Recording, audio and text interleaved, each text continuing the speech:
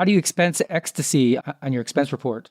That was not my job. We haven't done that many of these interviews, Zia, but this is the first time we've had criminal activity admitted to. So, Man, come and get me. That was 25 years ago. Exactly. Statute of limitations. Yeah.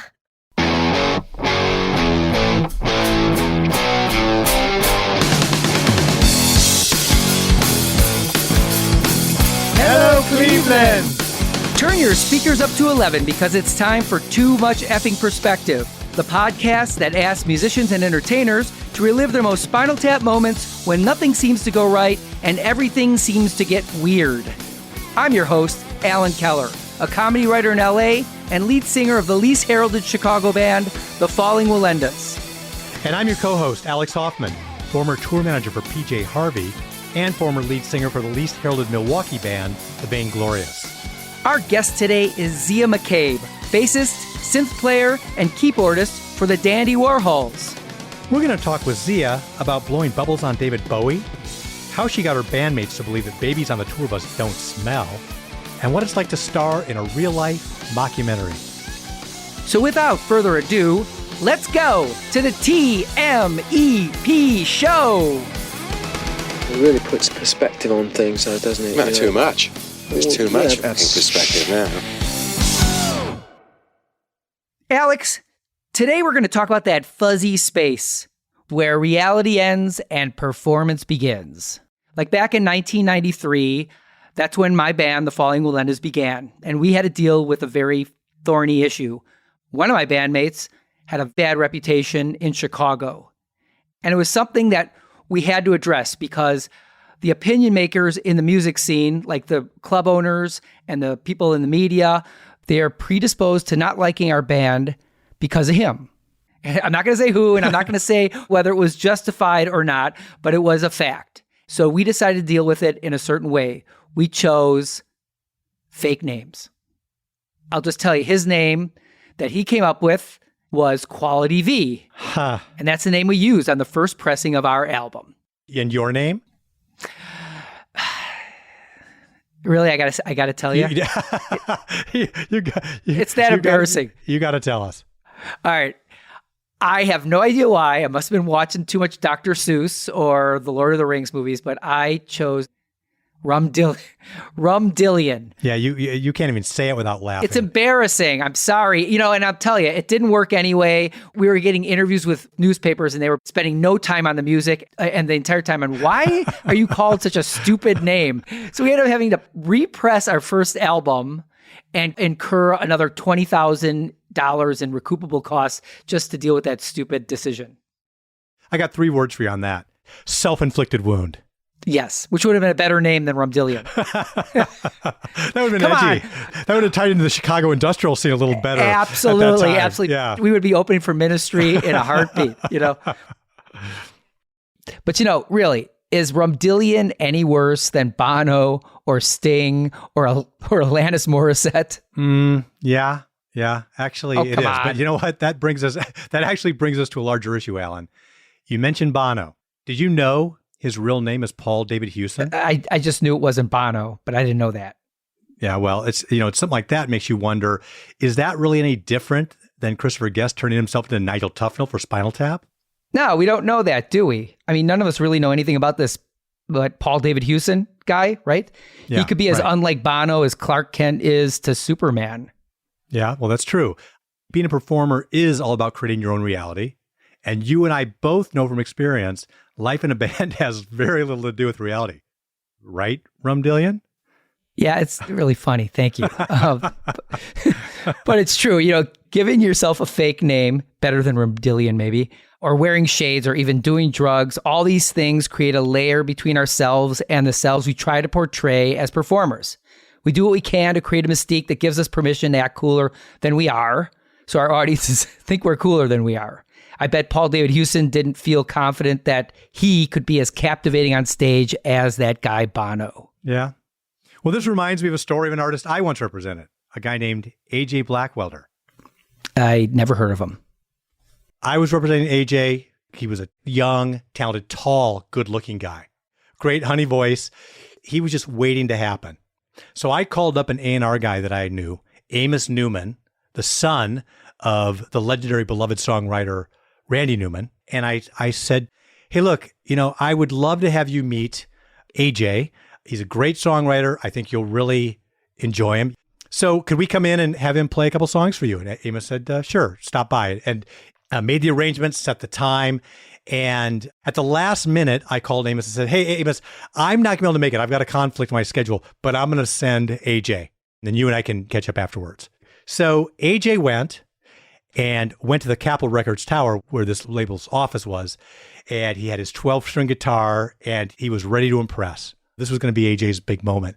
Destiny. This was destiny. This was destiny. And the report I got was that Amos was, very receptive, extraordinarily polite. He bobbed his head as AJ sang for him and gave AJ his full attention. And when it was over, they had a little bit of a chat and AJ thanked him, and that was the end of things. Well, okay, so what's AJ doing today? AJ is the co-host of this podcast. Oh, get out of here. You were pretending to be AJ and oh my God, that is unbelievable. That is balls to the walls. I love that. Well, I was a desperate character trying to get a record deal. But I think it speaks to this idea that, we all have different personas. We bring them up in different situations, in work situations, in family situations, with friends. There's a bit of authenticity in all of it, but it's never the full picture. Frankly, Alex, or whoever you are, I have no idea who I'm doing this podcast with anymore. My entire reality has been shattered by this story. Alan, are you saying too much effing perspective? Too today? much effing perspective. All right. Okay, fair enough. Let's get to our conversation with Zia McCabe. But first, a short break.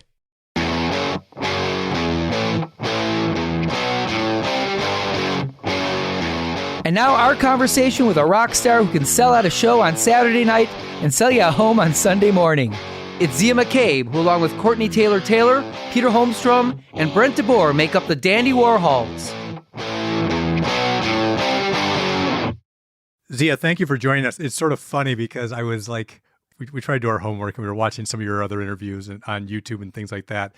And I thought, man, I wonder if we're sort of like, it's just overkill, right? Like I was asking you to do a prep interview and then we sent you a production sheet. And then, I just thought, she's done this a gazillion times, right? I just saw the production sheet, so that didn't get read. Ah, okay. Sorry. Dog ate my homework. If there's anything pertinent in there, you might want to just tell me. It's a little late now because we're already recording. No, it was actually, the number one was wear bib overalls. So Perfect. Exactly. Coincidences are amazing. Yeah. So Zia, we want to start off by asking you the question that everybody has been waiting for this entire 20 seconds of the interview. What is your favorite scene in the movie This Is Spinal Tap? When the guy is stuck inside that weird membrane thing on stage is pretty spectacular. What is it? It's a placenta, right? Yeah, God. Wait a minute. It's a chrysalis. I really, so those are kind of similar. Getting their new album and being excited that, Smell the Glove is here is a pretty great scene. There's this mix of like, what are your favorite scenes as just a movie, as a person watching a comedy? And then there's what are your favorite scenes because they're just so real? Like Courtney says, he goes, I can't watch that movie. He's like, it's just too real. It stresses me out.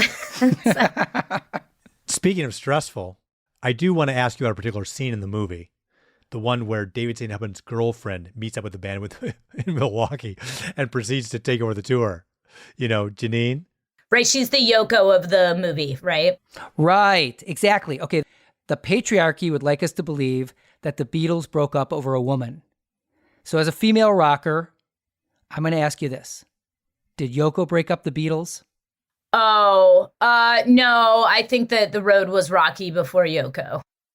As they say, it's nice to have somewhere soft to land.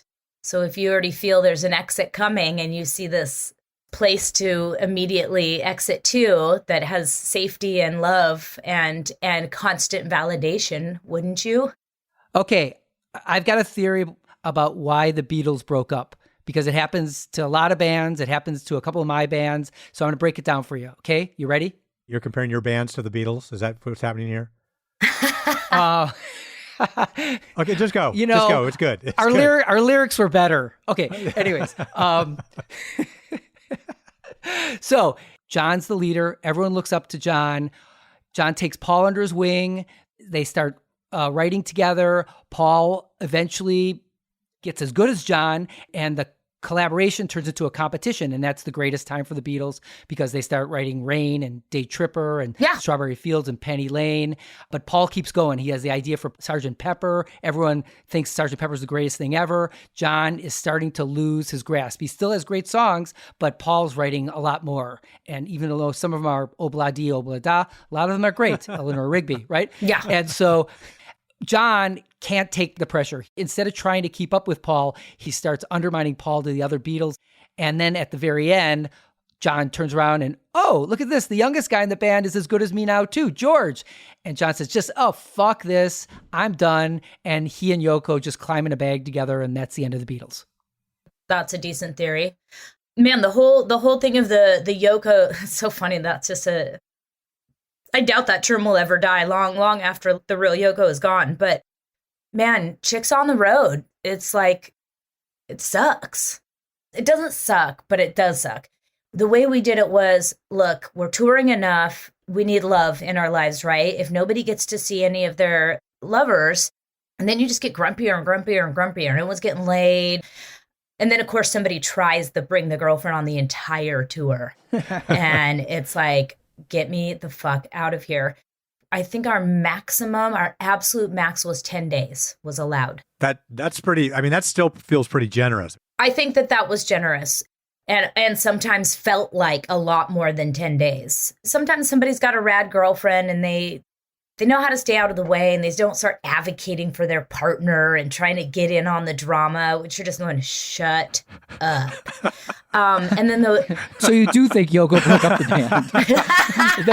Well, it's still possible. I'm sure I would say accelerated the breakup of the band. How about that? I agree. I agree with that. And so we would need somebody to sell the merchandise. So I would bring my boyfriend to sell the merchandise. And this went on with an early boyfriend and then later my husband. So he did merch and then ended up eventually as the stage manager and just sort of ran the stage for us and was loved by all. And then we ended up with a baby on the road. And so we were the whole family on the road. Your baby, or did you just pick one up? You just found one? Yeah, I just found one to bring like a pet for fun. No. Yeah. Did you get to the place where you had like multiple buses? I mean, did you guys have your own traveling accommodations? No, but that was the plan, right? We were on our way up still, not a rocket to the moon kind of launch of a career, but we were steadily getting bigger and more successful and in more films and on, charting higher and more countries and bigger festivals. And so I said, guys, it's time. I'm going to have a baby. And I had already terminated multiple pregnancies because it didn't fit my lifestyle or career. And this was the one that was intentional and planned. And I had to plan it between the touring cycles. So I finished recording, was it Auditorium? 2 weeks before Matilda was born. 6 weeks later, we were doing the promo photos. If you see me, I'm wearing like a giant orange communist military jumpsuit. I was quite heavy when I was pregnant. And then we were on the road just a few months in. I think at 6 months, Tildy did her first road trip of all promotional photo shoots all the way down the West Coast. And then we started bringing her and the 2-bus thing never happened. So what we did was we converted the back lounge into a bed. I mean, it's nice to have a bigger bed, but it's really not the most comfortable. It's the bumpiest. There's a million little lights from every freaking DVD player, stereo, game box thing, and everything squeaks through the whole night. So I'm just back there with this nursing this child. No nannies. Travis was the first one in the venue and the last one out. So I would have Tildy and then the promoter or somebody would find a babysitter to basically hold her during sound check and hold her during the show. There's no breaks. That is unbelievable. I mean, I'm going to make a joke here, but was that like on the rider? Childcare? Yeah, it'd be like the promoter's daughter would come down, and I'd just be like, look, here's my baby. Go play take a shot of tequila and go play the show. Wild. Milk would go bad in the fridge, especially in Europe. Their refrigerators suck. I'm trying to find formula in Greece, and I can't read the ingredients. And it's just like, it was insane. I don't know how we got through those times, but Brent, our drummer, has 2 kids now. And he's like, Zia, I was just thinking back on you on tour with Matilda as a baby and on through until she was about 5. We never heard her cry. We never smelled a diaper. How did you keep all of this child business from us? We were very, very, very concerned about putting anyone out because our family depended on the grace of being able to all be out on the road together. This is both of our jobs. But it was such a wonderful thing to have been acknowledged for because the effort was immense. Because of course she cried and of course her diaper stunk. She did what babies do. And we just made sure that nobody else ever suffered the burden of parenting our child. Honestly, given the number of tour buses that I lived on with lots of people over X amount of time, it says a lot, I think, about the generosity and connectedness of you all as a band and as a organization, assuming that you had some of the crew on the bus or whatever too. I mean, I can't imagine many situations where people would go along with that. Really nice. Thank you. So she grew up on tour, and it was a really, really amazing thing to share with her. Exhausting. I would never do it again, and I don't recommend it to anybody. And also, here's another really amazing thing about having a kid on the road. When everyone's bitching and getting pissed off that we're not at the next place yet, or the rider isn't what the rider is supposed to be, or whatever anybody's in a bad mood about, Tilda's not complaining. The 2-year-old's not crying about it. And it shows you what people on tour can be. And I think it really helped the rest of us grow up. She didn't care about the cold cuts being bigger than the bread. Right, exactly. She didn't care.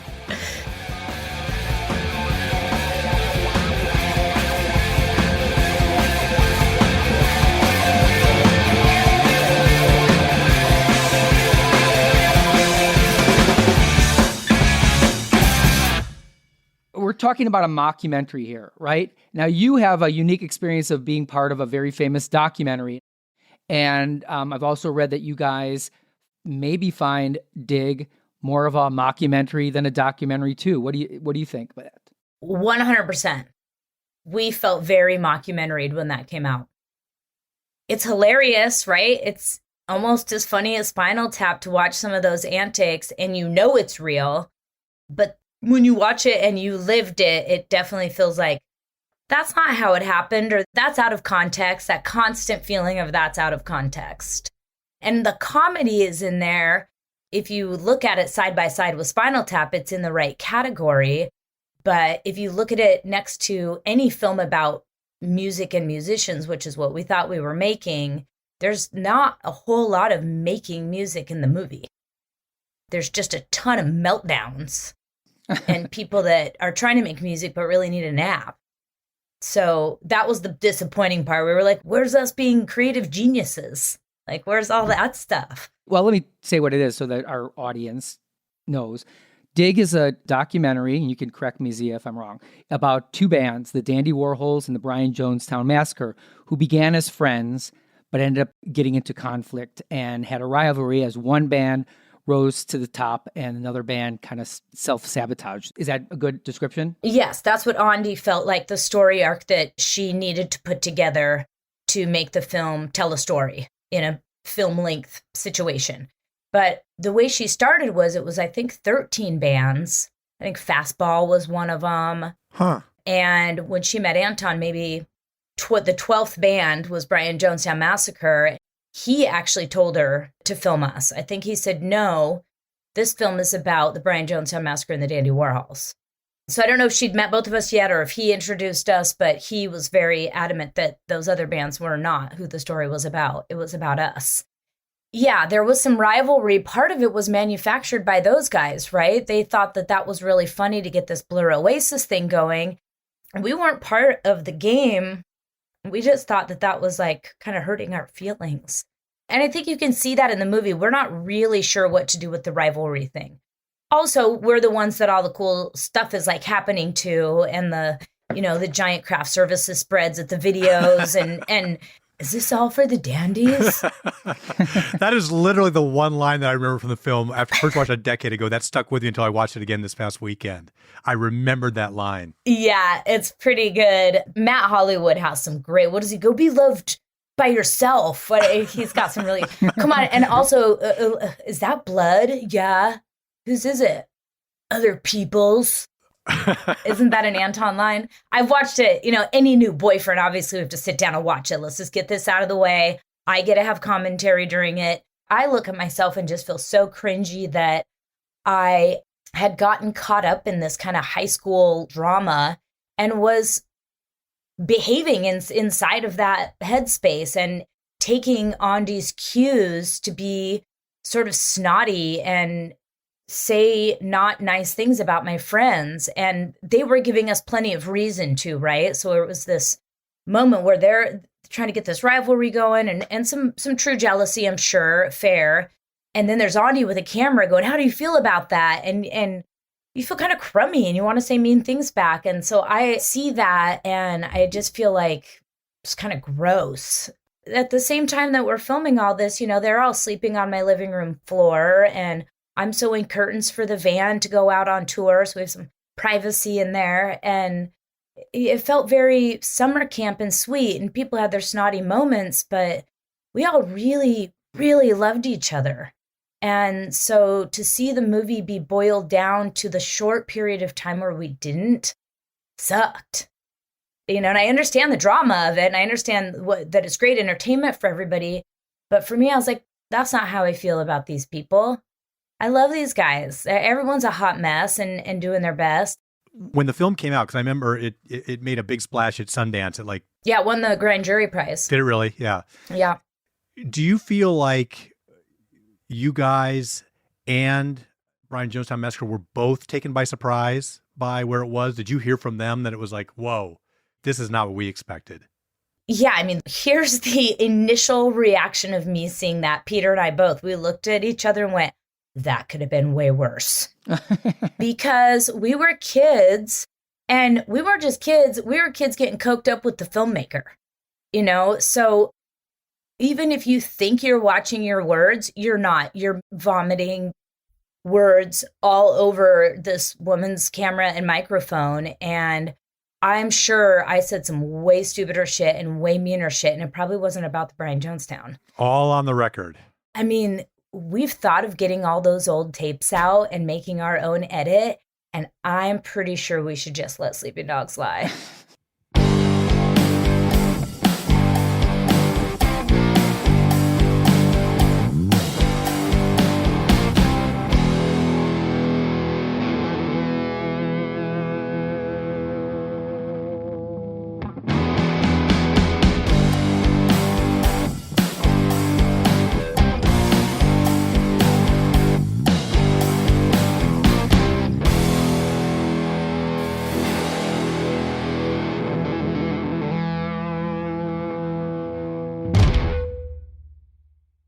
Zia, there's another storyline in This Is Spinal Tap that mirrors the life of your band.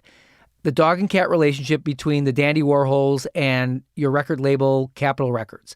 I'm sure you dealt with your share of Sarah Dennis Eaton Hogs and Bobby Fleckman's, right? That stuff is hard.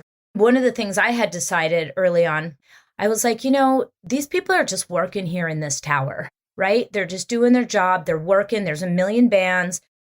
And if they're looking at this list of bands and they're like, well, those guys are jerks. Who's at the top of the list when they're calling radio stations? Not the jerks, And so I was like, I think what's really important is having relationships with these people because they're real people and we have real interests and they have real jobs. And so I would put on my roller skates and go to the Capitol Tower and roller skate around and go in and visit the offices and meet these people and learn their names and say like, hey, let's do this together. And it was really effective at first and it felt really good. And these were people that we would go do things outside of work with. But then when it all changed, I was about half as successful the next time because now I'm busier.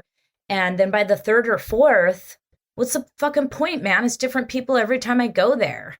And we're just this name on a sheet. And now we're just going based off our reputation from whoever they handed that stack of work to. But it's interesting because, you don't think that they would cut their nose off to spite their face by depriving a band that they've signed from promotion just because they're not nice. I had a problem with my label wanted in our first album, they wanted to release the obvious single. And I want to release the best song. Right. And I won that argument. And that's why no one's ever heard of me probably. Right. And did you get less promotion for it? I mean, we ran into that constantly. Oh, yeah, no, we were fighting on what songs come out, fighting on who mixes the label. Egos are huge things, right? And you have an ego and then you have X amount of power. And you use your power to soothe your ego and people's careers are on the line. We were one of the more disagreeable acts that they have signed, I would say. And we were like, we're going to do this our way from the very beginning. And the first batch of people that worked at Capitol when we signed seemed to be somewhat behind that, like they got us. You do your thing. We just want some of the money from it. We want the majority of the money from it. And then it's just a constant change of staff and presidents, and the next people didn't. They just tried to kind of force us down that commercial chute, and it was just a huge rub. But looking back on it, I'm like, man, we could have made some compromises, or we could have worked through some things that didn't sacrifice our image or our aesthetic or our beliefs about music and art, and still been a little more cooperative. But we were coming from such a solidly say no to them no matter what, and then maybe agree to a little something.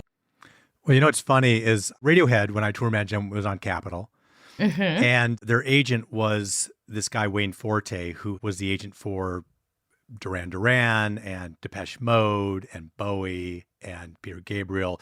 And Creep was a huge hit on MTV. And Wayne and some of the folks at the agency knew much better than I did that the record company would just try to run the treads off these guys over the time that we were touring, right, in terms of all the promo commitments and all that kind of thing.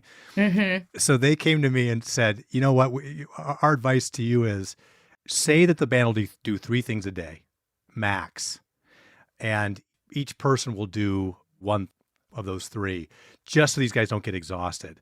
And so I went back to the record company and said that as though I was the guy playing the heavy, like it was my idea. Mm-hmm, mm-hmm. They just freaked out. What? 3 things a day? That's it? We keep these guys busy all day. We got to sell records. And it was just, it was a panic. But it actually, I feel like for that first tour we did, it helped keep those guys semi-calm and feeling like they were just not exhausted. So they adhered to that. We were able to. Yeah. I don't think that we knew any better. I mean, man, touring's exhausting, right? Especially the older you get. And then you agree to all the press and the meet and greets and the things, and you're just marched from thing to thing to thing to thing to thing. And by the time you're playing a show, you're zapped. And you have to like dig really deep, or you drink a lot, right? You start just drinking your way through the rest of the night. Cordy was pretty good at putting the brakes on if it was too much, I suppose. Well, the one other thing I'll say is that on the second tour we did, there wasn't as much press, there wasn't as much demand. And so I remember Ed O'Brien saying to me, are we still doing that 3 thing a day? Because we're only getting like 1 thing a day these days. What's happening? Are you still, Alex? Are you still shutting things down? They wanted me to open the spigot. And it wasn't even me. The requests weren't coming. That's just how it is, yeah. Any band would have gained by having Alex as the tour manager. I once saw him do something that was absolutely breathtaking. We were in LA and the Bodines had to play a Nickelodeon award show or something. The Kids' Choice Awards. Mm. They were trying to get them to the stage, and Alex just stood there like a monolith, and he would not pass the word on to the band. He just sat there, and that was like the most frantic thing. Like car after car was coming in. We need the Bodines now. And Alex was like, too early, too early, too early. I saw it for 40 minutes and they were just like an endless procession of panicked PR people. And it was just beautiful. Are you still tour managing? I'm like, wait a sec. You sound like our guy. Those were the kind of jobs I would get, is all the ball buster jobs before we had any tour managers were my job. Is that right? So if somebody wasn't trying, like we did a show down in LA at God knows where, some tiny shithole, and you're doing those tours just to get enough gas and a burrito to the next town. And they were like, no, you didn't bring in enough people, and so there's no money for you. And I didn't realize LA is kind of pay to play than other cities. And we got in the car and everyone's telling me and we're all bummed. So I ran back in there and I stood in the back door, like half in, half out, because I'm the girl, so they can't get physical with me, right? I said, no, you didn't promote us right. You didn't get anybody in here. We're not from here. What do you mean? How are we supposed to promote? That's your job. It's your club. You get people. And they gave us $40 and a bottle of whiskey. There you go. I got in the van and everyone was so stinking happy.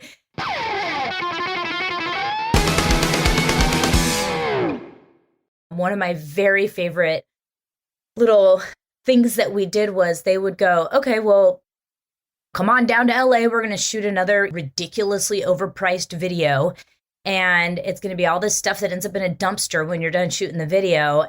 And so we were like, no, man, we're from Portland. Let's just shoot that shit up here. This is where we live. And it was also like they needed all the promo photos and it was all the stuff getting ready for Welcome to the Monkey House. And we had just bought the auditorium. And so they're like, well, instead of, I don't remember the money, instead of 80,000, you get 40,000. Okay, great. We get 40,000 to do whatever we want with. So we brought up this photographer. And so we would go to like an antique thing at the convention center and he would take pictures of us buying jewelry and buying velvet couches, and we get to keep the stuff and we get to use the photos. And then as we outfit the auditorium, we would go, we need an industrial kitchen in here, so let's get a frying pan with a fake egg in it and put that scene in the video. So then that pays for everything in the scene. And that's how we did all of our interior decorating. And the Portland Tourist Bureau gave you a kickback on that too, right? They should have. They got behind you. At the end of it, we had like, I don't know, a couple grand left and I just bought my house. So it wasn't fixed up yet, right? So it's perfect time for just an absolute rager. The basement was still dirt floor with visqueen plastic. So I just strung Christmas lights everywhere. We had a full bar setup. We spent $500 on liquor, 100 hits of ecstasy, a couple 8 balls of cocaine, 2 cartons of cigarettes, DJs on the main floor, DJs in the basement, playing Velvet Underground and shit, not like DJs. And we had the rippinest party. And, the party went until whenever, and I've never even attempted such a party again, all on the Capitol budget. How do you expense ecstasy on your expense report? That was not my job. We haven't done that many of these interviews, Zia, but I mean, this is the first time we've had criminal activity admitted to. So, am I supposed to? Man, come and get me. That was 25 years ago. Exactly. Statute of limitations. Yeah. Let me ask you about that auditorium album. Was that an FU album to get off the label or something like that, or like fulfill your contractual obligation? So that was the last album we did with them. So what I remember is the regime change kept happening. We could tell we weren't wanted. We didn't fit. And we were like, man, just cut us loose. You're not into us. We're not into you. We don't even know you. What's your name again? When did you start working here? Get us out of here. And they were like, no, you're making another record. I have such a shit memory for this kind of stuff. But I think that was after Auditorium. And then the next one we started. And then we got dropped. That's what happened. So we did Auditorium. That's just us being us. I mean, of course, we're not going to do anything that Capitol says, but we're not going to specifically make a record. Well, maybe we would. Yeah, I don't know about that. Maybe maybe some of it was to make Capitol mad. But we started the next one. And so that triggers the budget, right? And they dropped us after we'd already started recording. So they had to give us the recording budget for that album. It had already been initiated. And bands leave owing money. Right. Forever. They're going to be selling off the CDs and vinyl they pressed and get your residuals forever until you've paid them back. We left with them owing us $250,000. Wow. And we took that money and we burned through it pretty fast. We didn't split it up or anything, but we just didn't know quite how, it's like when your parents are paying for everything and all of a sudden you got to pay for your own shit. And it's like, it costs a lot and it goes away fast, and mixing this and shooting this, and the money was gone. But it was quite the miracle that we got dropped and got to take all the money and just keep outfitting our studio and keep working on our own, and have been relatively independent ever since.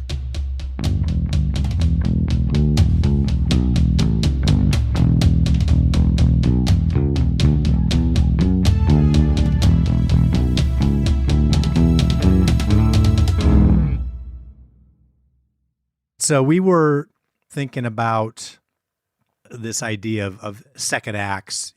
Alan and I were both in bands and gave it our best shot.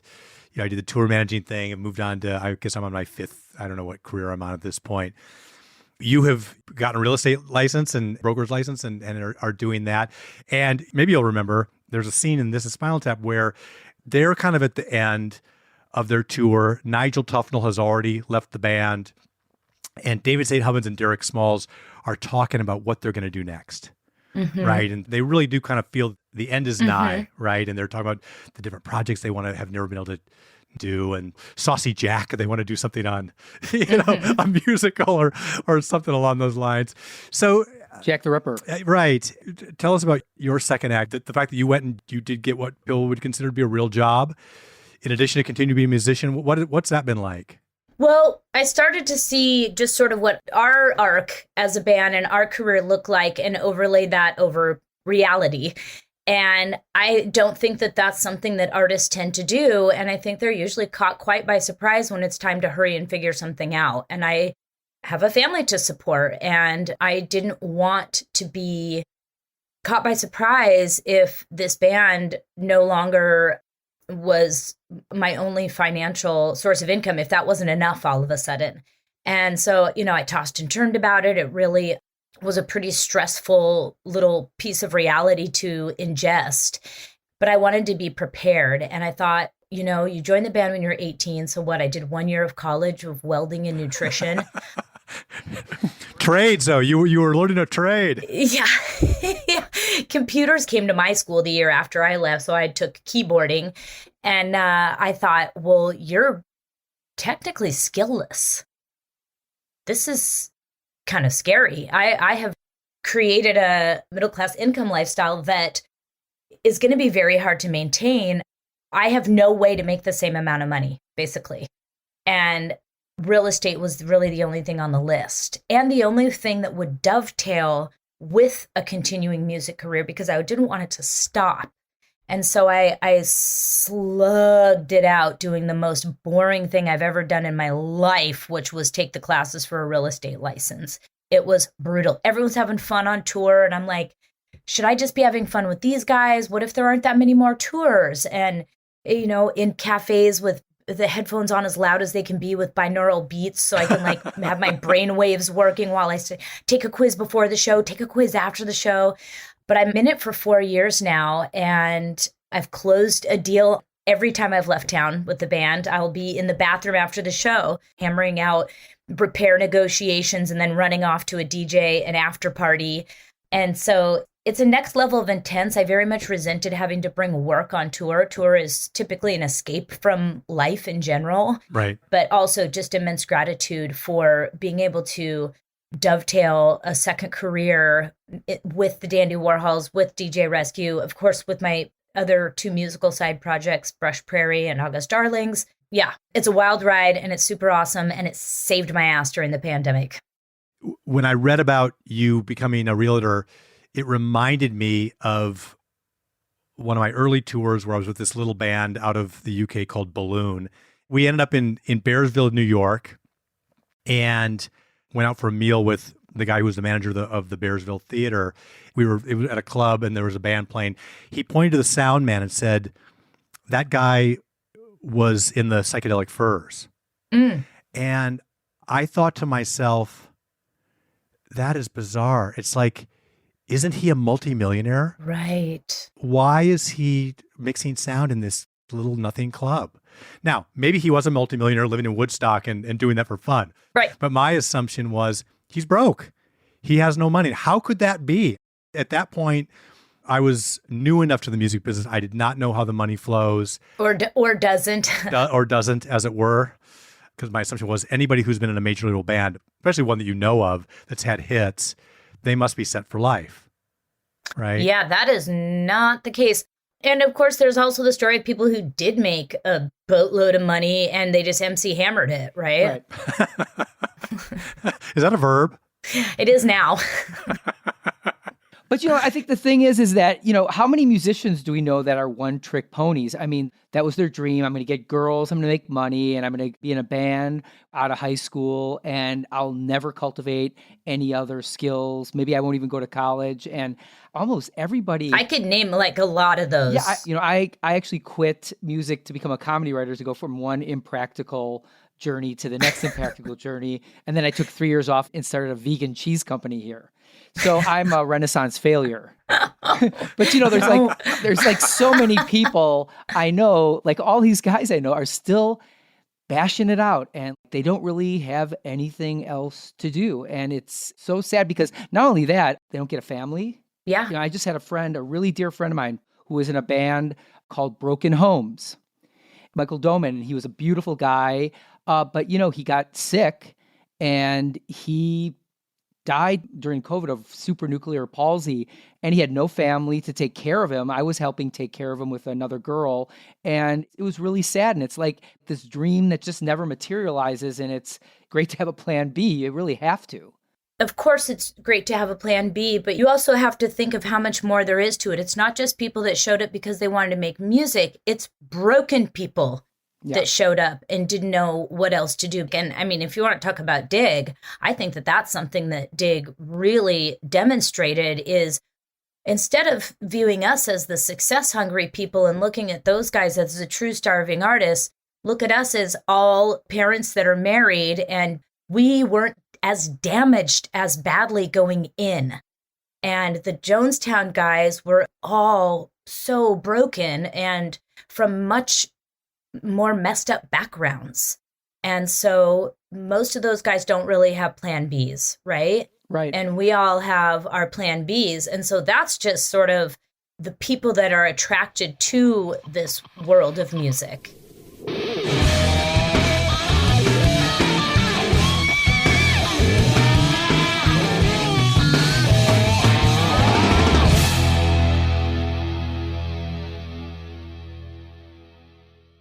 Say something about Brush Prairie, because I got to say I was confused. I thought that you were involved with Black Prairie. That's a country group too, right?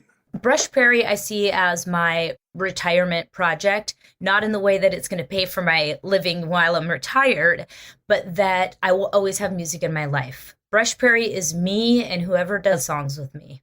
Maybe we'll do a fundraiser, maybe we'll play a street fair, maybe we'll play a party. We've done little tours and it's been a blast, but I wanted to get back to the real concept of playing music. I wanted to play and I didn't want to work music. And I wanted something that was just this relief and easy and fun. And I have a real kind of twangy Western style to my voice. So I didn't really have a choice what kind of music I was going to do. And Willie Nelson is like my favorite person in the world. I just want to tell you one anecdote about it. So I went to a wedding with Al Gore's daughter, Sarah. And so we go to the Beverly Hills Hilton for her wedding. And, there's George Schultz there and, Bill Clinton wasn't there, but people like Bill Clinton were there.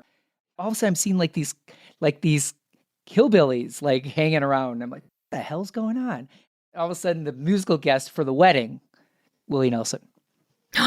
No. Yeah, for like 200 of us. We're like, oh I didn't know that. So do we end this with my Willie Nelson story? Please. Okay, so I grew up in a log cabin that my dad built. One of my best memories is Redheaded Stranger being on Sunday and me being big enough to bring my dad his coffee in the morning, right? Feeling really like I didn't spill it. And that's how far back Willie Nelson goes for me. And we were playing Glastonbury, our first time at Glastonbury Festival. And my hair had just grown back long enough to put in braids. So I was putting it in 2 braids going, oh, it's like Willie. And someone comes up to me and goes, Willie Nelson's on the main stage. It's like 2 p.m. And I am like, drop my shit. What? And I remember trying to change my pants where you think that one time you can change your pants without taking your shoes off. It never works. No. You're stuck halfway and now it takes twice as long. I'm getting my pants, getting the thing. I've got my bubbles. I've got my stuff. We get over there and it's super sparse. There's hardly anybody watching because it's Willie and Glastonbury. Amazing. He's not a cultural icon there. And I am watching him and he's got trigger guitar and I start bawling. I couldn't believe, and his music was infused in so many of my childhood memories and the Stardust record, all of it. There was never any love lost for Willie, only more love every year. And I'm blowing bubbles. I don't know why I was so into bubbles at the time, but I blew them all over David Bowie's stage that night too. You can see him if you watch the videos. Oh. And he walks off stage and we're on the second stage. And Travis, my husband, goes, go say hi to him. And I'm already in such an emotional state. And so I make myself go over there. And by the time I get to him, I am completely hyperventilating. I cannot get a word out to this man. And I'm going, just, and I can't get the words out to tell him how much I love him, how much he means to me, how amazing it is that he's playing here, that we're going to go play on this other stage if you want to come over. I'm trying to get all these things out. He hugged me and I couldn't believe that he would hug such a snotty, tear-covered freak, right? Like I seemed like, where is security? Why is somebody not stopping me from being in this guy's face right now? And I leave just humiliated. I'm so embarrassed. I've blown this chance to have an authentic interaction as from one musician to another who grew up caring so much about him and his music.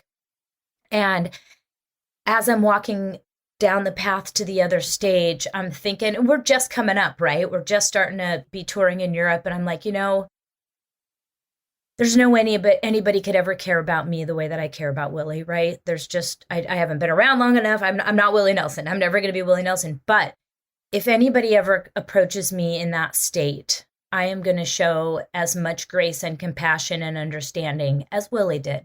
And that's my thing I'm going to decide. And so we had been giving out these straw hats, little straw cowboy hats with Dandy Warhol badges on them as part of our promo merch. And we sit with a friend from the label and he brings us some absinthe. We're drinking just a little bit of absinthe in the afternoon. We get on stage. We're playing our show, and it'd been kind of cloudy off and on all day, and we start to play Good Morning, and it just touches me the way that it would touch an audience member, and the clouds started to part, and the sun came out, and I could see people hugging each other in the audience, and balloons floating off into the sky, and it was just this beautiful, magical Glastonbury moment, and at the end, I get on the mic, and I'm like, you guys, it's so beautiful to see you out there. I just met Willie Nelson. David Bowie's side stage watching our show at this point, right? We haven't met him yet, but that's all going on and I don't even care. And I just thanked everybody for being so beautiful and for having us there. And I was so filled with gratitude and maybe the little bit of the absinthe made things sparklier, but I wasn't inebriated, right? And I walked off the stage feeling like I couldn't possibly feel better about life. I blew it with Willie, but I still did meet Willie. And there's a cyclone fence separating us from the audience. And there's a girl on the other side losing her shit. She's bawling and her friend is with her. And I'm like, what could possibly be wrong today? And I walk over. Her friend is like, she loves you so much. She's just completely freaked out that you're here. She can't even believe it. She's just such a huge fan. I'm so sorry that she's so upset. And I'm like, hold on. I got you. And I came around the fence and I put my hat on her and I held her and I said, look, I don't understand this. I can't possibly understand how you could feel this way about me, but I do know how you feel. I just met Willie Nelson and he treated me with the same kindness. And there is no way that I thought literally an hour and a half later, I would be fulfilling this promise to the heavens that I had made to be this compassionate rock star and not a stuck-up rock star that didn't want to be close to their fans. And that has stayed with me, and it is the way that I have treated the people that love me and love my music for all of these years, because I still hold out hope that one day, again, I will actually just get to meet Willie in a casual manner and pass a joint and not be a complete mess. But I do appreciate the gift that he gave me. That was a beautiful way to end this. EQ meter off the charts. So Zia, thank you. Thank you so much. I mean, really, generosity of your time, your stories, the conversation. Really a pleasure. Awesome. Have me back sometime.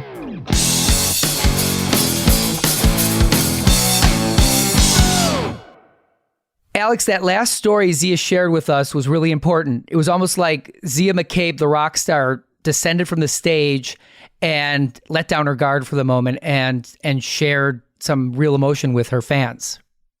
Yeah, I got to be honest. I was really moved. It is so genuine. It is so authentic. And it really ties well into our theme for this episode around that notion of what is reality and what is performance. For an artist, I think it's always really easy to kind of keep that persona up all the time as a protection, as kind of the way that they feel like they're expected to be. I remember that Johnny Ramone used to say that when he and his girlfriend would go to the grocery store, he couldn't carry the groceries home because what if some fans saw Johnny Ramone carrying groceries? That wouldn't fit the image, right? So she had to be the one carrying the groceries. When you're in a band, you're really pretending to be this person, right? I mean, how many people have you met, musicians that could never let down that facade? Yeah. My experience with musicians who are on tour, who are up in front of thousands of people every night, who are engaging with fans backstage or out in the world, they're under a lot of pressure to live up to some expectation. Like all of us, Zia's human. She very likely couldn't have been that vulnerable all the time. It's hard to last 27 years in a band and have that sort of vulnerability all day, every day. But when those moments break through, it's really quite wonderful and something that can be inspiring to all of us. Even from my own experience, I found out years later, fans and other musicians thought I was unapproachable. And I didn't even know that. And I think partially it was because I felt very uncomfortable on stage. And partially it was because I was kind of crafting this image of this more stoic musician. Think about how many interactions I lost out on by being that way. I don't even know. There's that line from that great Rush song, Limelight, where he says, I can't pretend a stranger is a long-awaited friend. Even though someone comes up to you who is just gushing with adoration, it puts people in an awkward position. It's not a natural thing. And it probably is really hard to get used to and to be gracious. And again, what Zia shared about Willie Nelson is about as gracious as you can imagine. And an important reminder that we all have these personas that we use as protection in different situations. And there's a lot to be gained by letting down our guard sometimes and just being real. This is Alan Keller talking now, not Rum Dillion. I agree with you wholeheartedly on that, Alex.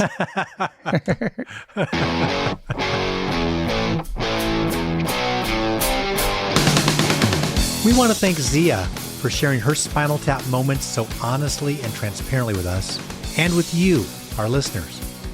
And as always, thanks to those creative forces of nature who brought Spinal Tap into the world in the first place.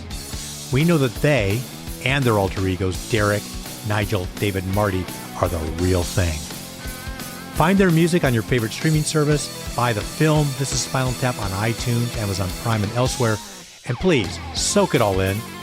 It'll make all the inside jokes in this podcast that much more fun, practical, and useful in your day-to-day life. This episode is edited by Gretchen Kilby, music by J.K. Harrison. Please follow Too Much Effing Perspective on Apple Podcasts, Spotify, Stitcher, Pandora, or wherever you listen to podcasts. You can find us on social media. And to learn more about the series and us, your bumbling hosts, visit our website, TMEPshow.com. Although it would be as great as having armadillos in our trousers, This podcast is not affiliated with This Is Spinal Tap, and no person or entity connected with the film has sponsored or endorsed its content. This podcast is not affiliated, sponsored, or licensed by Authorized Spinal Tap LLC or Century of Progress Productions. On behalf of Alan Keller and me, Alex Hoffman, thank you for listening. We're going to send you off with a song, Remember My Name, from my band, The Vainglorious, co-written with epic Milwaukee guitarist Howard Bishop Ellis. See you next time on Too Much Effing Perspective. Would great acts of charity make you turn your head? Or crimes against humanity notice me instead? Or I could star in movies or walk on the moon, write the songs of love that make the young heart swoon. What can I do to make you remember my name?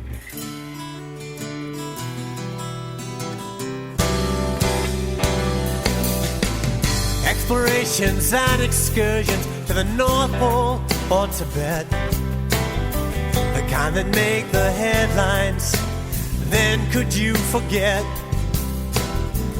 Or a cure for cancer is something I could find. A medal from the president might keep me in your mind. What can I do to make you remember my name? What can I do? What can I do to make you remember my name?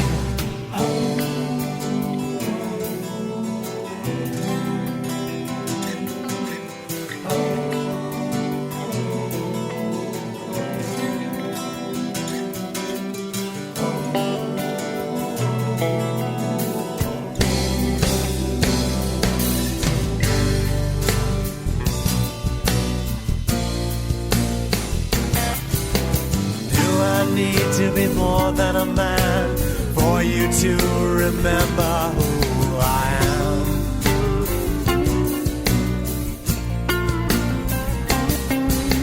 Do I need to be more than a man?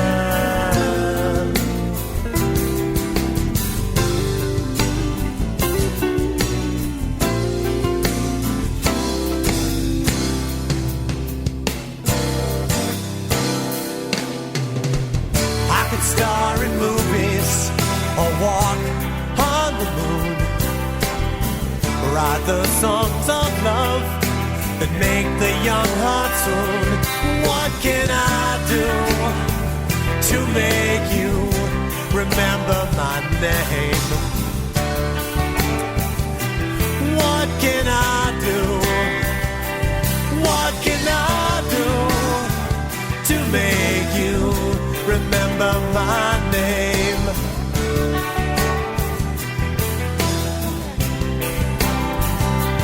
What can I do to make you remember my name? What can I do? What can I do to make you remember my name?